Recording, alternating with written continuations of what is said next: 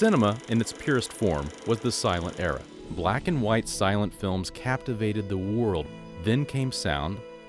In the electrical recording of sound, there is employed a pickup microphone. Then came TV, and then came color. Color was great, but it almost obliterated the art of black and white cinematography. We can't see in black and white. It's another world. That's what makes it even more special. So let's take the color down to 0, adjust the contrast and brightness, and pretend that some things are just better in black and white.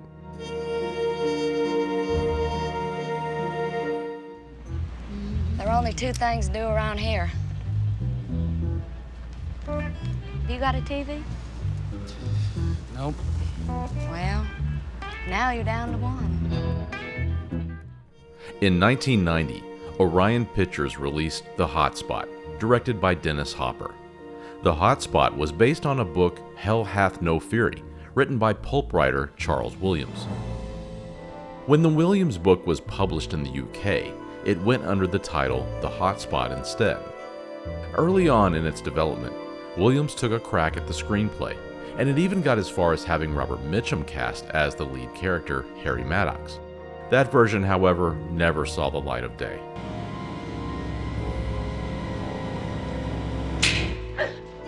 Coming straight off the success of Stormy Monday, writer-director Mike Figgis took over the project and rewrote it to make it more of a thriller heist film, which was in vogue at the time of the late 80s, with Fatal Attraction being the high watermark. Figgis was set to begin filming with a cast in place that included Sam Shepard, Uma Thurman, and Anna Archer. When Shepard left suddenly, the bottom dropped out of the project, and Dennis Hopper then took over and started over from scratch. Hopper cast his version of the film while still using the Figgis script.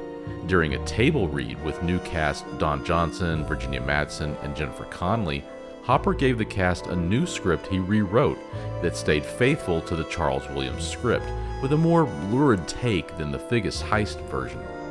2 weeks later, they were filming this 90s noir film that has now become somewhat of a forgotten gem, and it's even better in black and white. Dennis Hopper had a stellar career as an actor.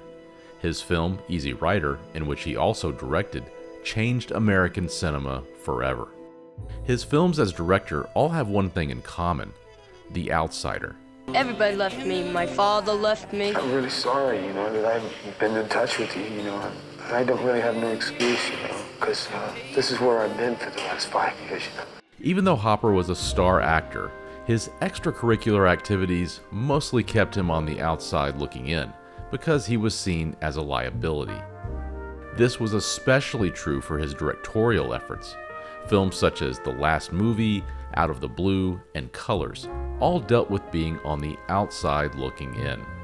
Colors in 1988 was a nice financial success for Orion Films, and newly rehabbed Hopper suddenly became a hot director again, and Orion was keen on keeping him in-house. Sean Penn, Robert Duvall, in a Dennis Hopper film, Colors.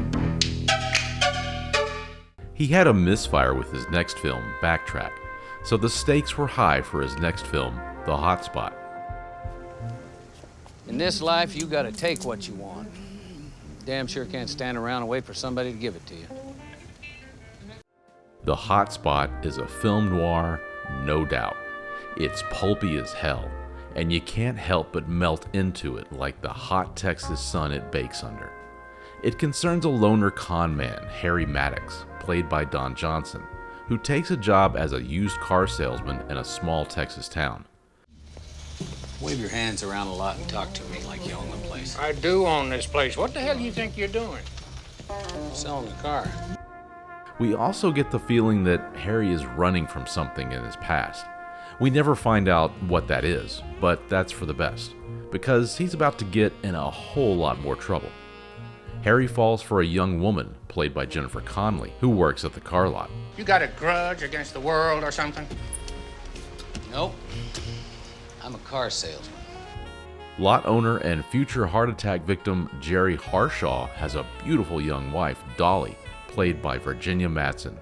She also takes a keen interest in our boy Harry. Recognize these? One day, Harry figures out that everyone that works at the bank is also a volunteer fireman. He stages a fire in town nearby, and while the building rages, he casually robs an empty bank.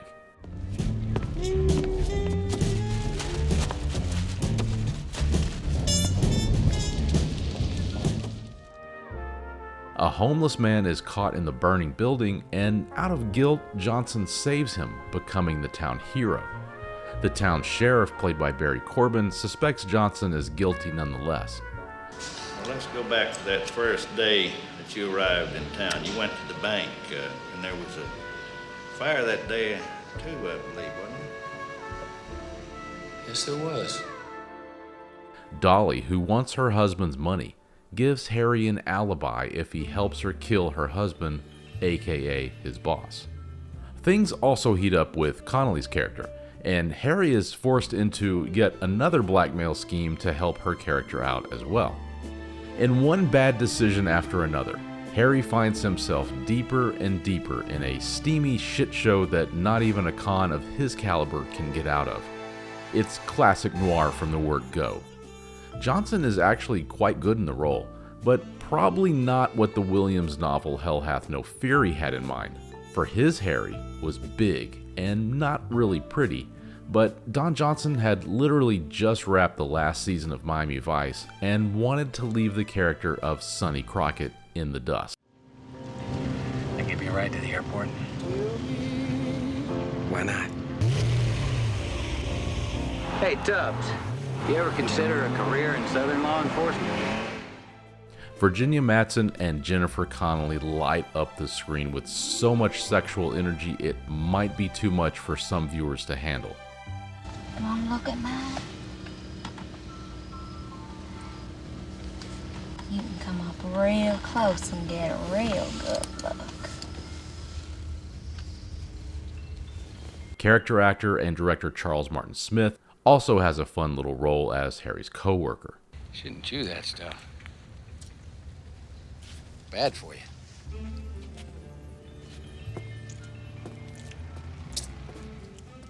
William Sadler plays another sleazeball, and only the way the Grim Reaper knows how to. Perfection. You take a smart sumbitch like you.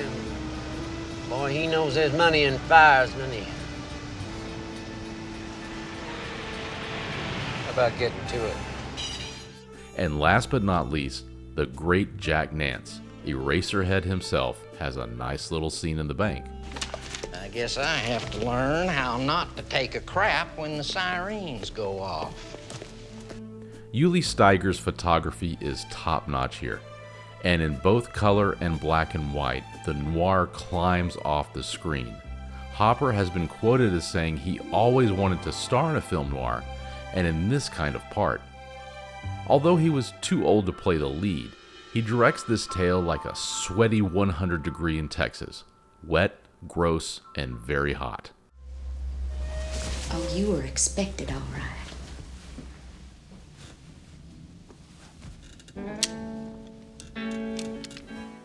Hopper himself was, outside of his acting and directing duties, a professional photographer and painter. His photography is well known and shows an uncanny understanding of composition. His photographs of street life, historical events, and candid set life show a man who thrives to find the human condition in his work. He loves character, and his black and white pictures offer an insight into what kind of noir he might have made in the 40s. Stark, deeply contrasty image that show human beings digging their way out of hell on earth. Watching Hopper on the set of this film with black and white monitors, it kind of makes you think maybe he saw this film in black and white as well.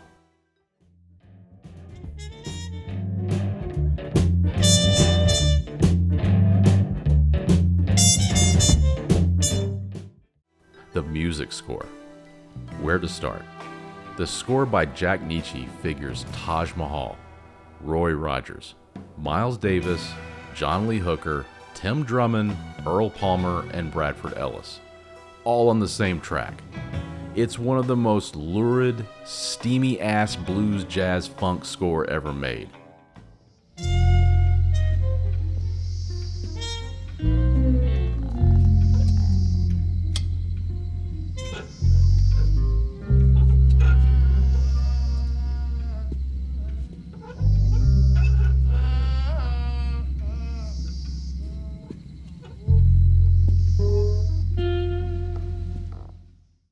It's glorious from beginning to end and perfectly matches Hopper's visuals.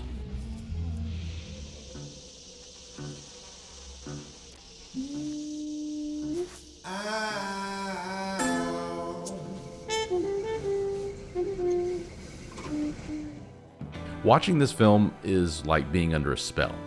It is 2 hours, but it speeds by at a pretty brisk pace.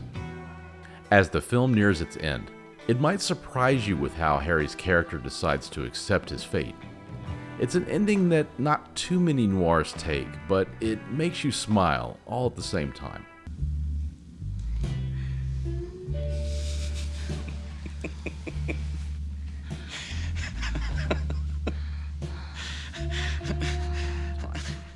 The film was not a hit and failed to find its audience on release until a decade later.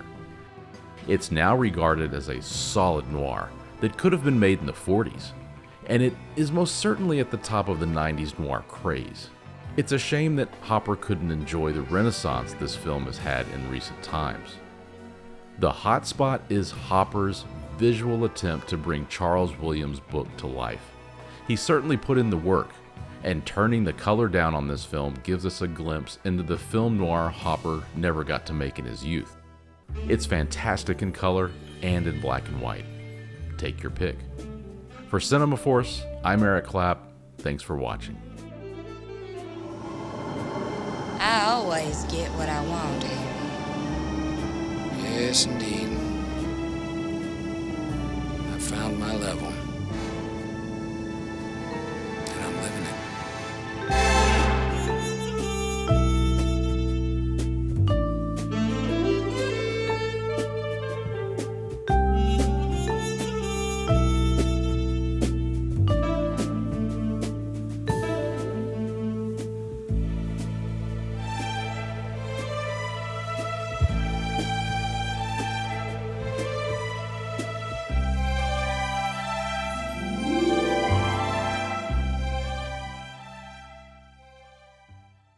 It did not deter us from making a good film, in spite of you.